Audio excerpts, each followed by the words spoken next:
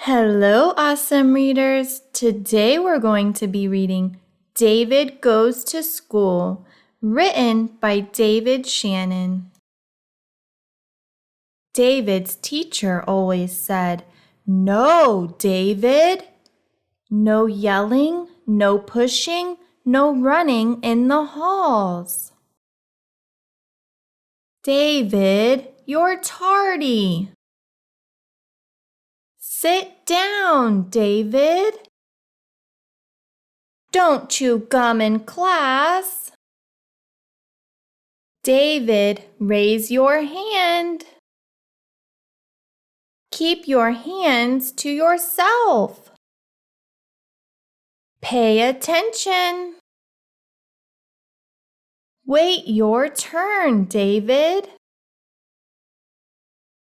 "I don't care who started it." "David, recess is over."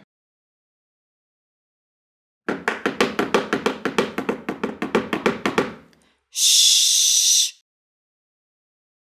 Again?